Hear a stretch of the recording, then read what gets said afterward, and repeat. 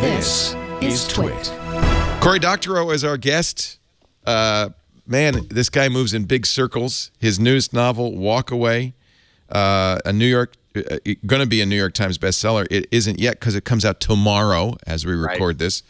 But, you know, I mean, Little Brother, Magic Kingdom. You have so many great books. And this fits right in there where, as I mentioned before, this is a book with a message, but great fiction. And a novel that moves at a rapid pace. I was up late last night. Mecca's fighting zeppelins with railguns. and a great cultural mashup too, which I love. So there's a lot of moments of, you know, cultural frisson as you go. Oh yeah, anonymous. I love it. What is the time period? Do you establish that? No, you know, I have never really wanted to pin down any of my books to a specific year. And I think that's done them well. You know, Little Brother, nominally I wrote it around 2006, so nominally it's set around 2008. But, you know, there's stuff in there that deliberately is meant to throw you off the trail of exactly what year. There's stuff that's deliberately anachronistic to make it hard to pin it to a year. And to put it firmly in this kind of contrafactual universe that is not a prediction, but a parable.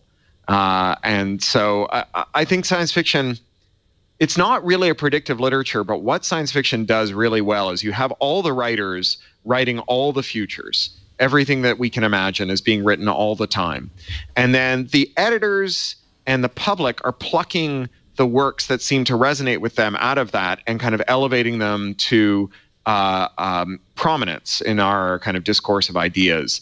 And so it's a bit like natural selection, right? The writers are the mutations. We are, you know, coming up with randomly varied mutations on different ways of thinking about the future.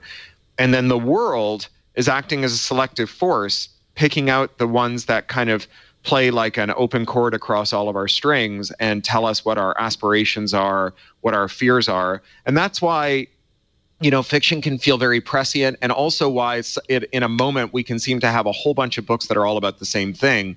It's not that it's impossible that Harry Potter would come out and become successful, and then a week later there'd be a bunch of Harry Potter-ish books on the shelf. What's happened is that the publishers have pulled out of their back catalog and out of their slush piles the things that they were thinking of or that they had easy to hand and brought them to the shelf, because Harry Potter has proven itself to be successful. And so all the Harry Potter-like books that have been written or have been previously published suddenly end up on the shelf next to it.